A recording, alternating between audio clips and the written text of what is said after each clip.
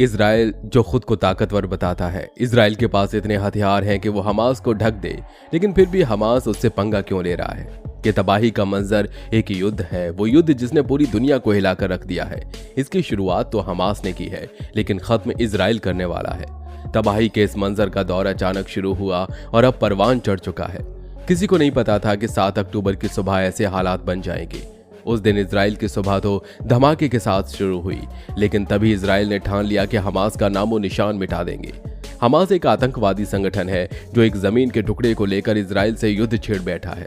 Hamas को इसका पहले से अंदाजा है कि इजराइल को हराना असंभव है, लेकिन फिर भी हमास के आतंकवादियों ने इजराइल पर अटैक किया, जबकि इससे पहले भी युद्ध हो चुका है और हार भी चुके हैं। लेकिन फिर भी बार बार सालों का इंतजार करते हैं, हथियार जुटाते हैं, लड़ाके जुटाते हैं और फिर इजराइल पर अटैक कर देते हैं। इसकी शुरुआत कहां से हुई? वो कौन सा जमीन का टुकड़ा है जिसके लिए हमास इजराइल से भिड़ गया? और हमास इतना ताकतवर कैसे बना? इसके पीछे कौन है? आज इस वीडियो में हम आपको युद्ध की पूरी दास्तान बताएंगे कि इस युद्ध के पीछे की असली वजह क्या है। क्या हमास इतना ताकतवर है कि वो इजराइल को हरा दे? सारी डिटेल जानने के लिए हमारे साथ अगले कुछ मिनट तक बने रहिए। एक एक कर हम हर मुद्दों पर बात करेंगे। इजराइल और हमास के बीच की जंग का आज 12वां दिन है। दोनों तरफ से हमले किए जा रहे हैं। इजराइल कई मोर्चों पर जंग लड़ रहा है। इधर हमास तो उधर लेबनान से हिजबुल्लाह इजराइल पर अटैक कर रहा है। हालांकि इजरायली डिफेंस फोर्सेस भी इन हमलों का मुंह तोड़ जवाब दे रही है। इस जंग में जहां फिलिस्तीन के 2450 और इजराइल के 1400 लोगों की मौत हो चुकी है। 75 साल के अपने वजूद को बचाए रखने के लिए इजराइल 16वीं भीषण जंग लड़ रहा है। ये दुनिया 95 अरब एकड़ से ज्यादा भूभाग पर बसी है, लेकिन इतने बड़े भूभाग की 35 एकड़ जमीन के मालिकाना हक के लिए सदियों से जंग चल रही है। हमास ने इजराइल को तगड़ी चोट पहुंचाने की नीयत से जंग का आगाज किया था। इजराइल अब जंग को अंजाम तक ले जाने के लिए लड़ रहा है। इस संघर्ष ने दुनिया को भी 2 गुटों में बांट दिया है। देशों के बीच धमकियां, चेतावनियां, समर्थन, विरोध के सिलसिले चल रहे हैं। आलम यह है कि एक बेलगाम चिंगारी से 3rd वर्ल्ड वॉर की आग धधक सकती है। ये जंग दुनिया को ऐतिहासिक मोड़ पर ले आई है। अब आपको बताते हैं कि आखिर ये हमास है क्या, जिसने इजराइल के अभेद्य माने जाने वाले सुरक्षा चक्र की धज्जियां उड़ा दी। हमास का मतलब है हरकतुल मुकावमतुल इस्लामिया या इस्लामी प्रतिरोध आंदोलन। यह फिलिस्तीनी सुन्नी मुसलमानों की एक सशस्त्र संस्था है। इसका गठन 1987 में हुआ। इसमें 20,000 से लेकर 25,000 के करीब मेंबर हैं। इसका गठन मिस्र और फिलिस्तीन ने मिलकर किया था। इसका मकसद फिलिस्तीन में इस्लामिक शासन लाना और इजराइल का विनाश करना है। दुनिया हमास को फिलिस्तीनी आतंकी संगठन के रूप में जानती है। कई एक्सपर्ट्स दावा करते हैं कि इस आतंकी संगठन को ईरान से समर्थन प्राप्त है। उसी ने इजराइल पर हमले के लिए हमास की मदद की है। ईरान इसके लिए फंडिंग भी करता है। इसके अलावा इसे हथियार भी उपलब्ध करवाता है और इन्हें स्पेशल ट्रेनिंग भी देता है। बता दें, हमास का कब्जा गाजा पट्टी पर है। गाजा पट्टी करीब 10 किलोमीटर चौड़ी है और इसका इलाका 41 किलोमीटर लंबा है। यहाँ 22 लाख से ज्यादा लोग रहते हैं। साल 2006 के फिलिस्तीनी विधायी चुनावों में जीत हासिल करने के बाद इसने 2007 में अपने प्रतिद्वंदी फतेह के साथ हिंसक संघर्ष के बाद गाजा पर कब्जा कर लिया। दोस्तों, इजराइल और हमास की ताकत की तुलना सीधे तौर पर संभव नहीं है, क्योंकि हमास एक आतंकी संगठन है और वो गुरिल्ला युद्ध लड़ रहा है। लेकिन जिसने इजराइल से सीधा पंगा ले लिया हो, उसकी ताकत को कम भी नहीं समझा जा सकता। हालांकि जिस हिसाब की प्लानिंग कर हमास ने हमला किया है, वो नई टेक्नोलॉजी के दिलचस्प इस्तेमाल को दिखाता है। हमास ने पैराग्लाइडिंग के जरिए बॉर्डर पार किया। ऐसे में इस हमले का मुकाबला करने के लिए इजराइल गाजा पट्टी पर बम बरसा रहा है। हमास का यह हमला किसी आतंकी संगठन की नापाक कोशिश नहीं लगती। इसे देखने से लगता है जैसे किसी देश की सेना ने हमला बोला है। इनमें हमास ने कुछ ऐसे तरीके अपनाए हैं जो आज से पहले किसी युद्ध में नहीं देखे। एक वीडियो आया जिसमें दिखा कि हमास के आतंकी पहले से पैराग्लाइडिंग के जरिए इजराइल में घुसने की प्रैक्टिस कर रहे थे। इजराइल के सबसे सुरक्षित टैंक मरकवा 4 को खत्म करने के लिए हमास ने सशस्त्र ड्रोन का इस्तेमाल किया। रॉकेट का इस्तेमाल हमेशा से हमास करता रहा है, लेकिन इस बार उसने एक साथ हजारों रॉकेट दागे। ये रॉकेट काफी एडवांस थे जो निशानों की जगह के करीब गिर रहे थे। हमास ने इजराइल में पानी के रास्ते घुसने की कोशिश की। हमास की ओर से ये सभी हमले उसकी अल कसम ब्रिगेड सैन्य बटालियनों के हिस्से के रूप में किया गया है, जो आतंकी अभियानों को अंजाम देता है। हमास और लेबनान के आतंकी संगठन हिजबुल्लाह की ताकत के पीछे इजराइल ईरान की भूमिका को खुले तौर पर स्वीकार करके बयान जारी कर चुका है। इसके अलावा ईरान लगातार मुस्लिम देशों से इजराइल के खिलाफ साथ आने का आह्वान भी कर रहा है और इजराइल को धमकियां दे रहा है।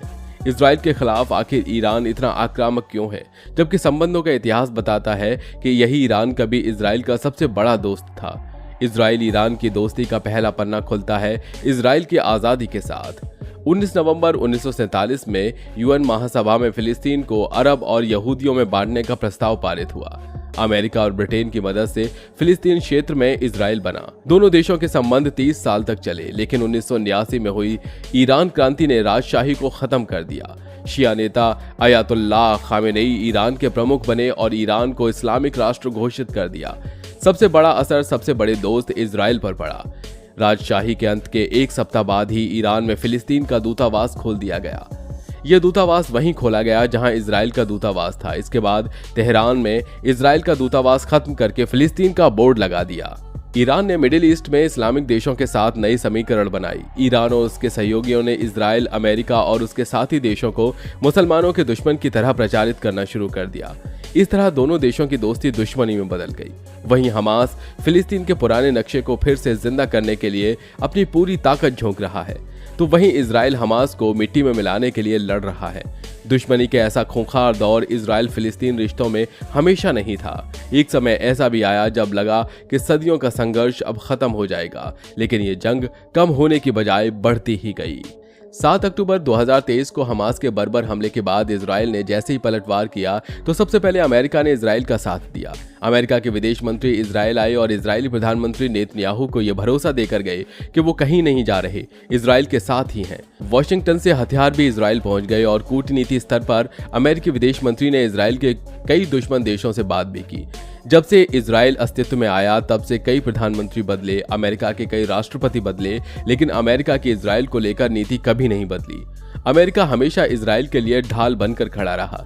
इजराइल जैसे जैसे हमास और हिजबुल्लाह या उसके समर्थकों को जवाब देता आ रहा है, अरब वर्ल्ड में बेचैनी बढ़ती जा रही है। अरब वर्ल्ड के अलावा इजराइल के खिलाफ और फिलिस्तीन के समर्थन में पाकिस्तान सबसे पहले आ खड़ा हुआ।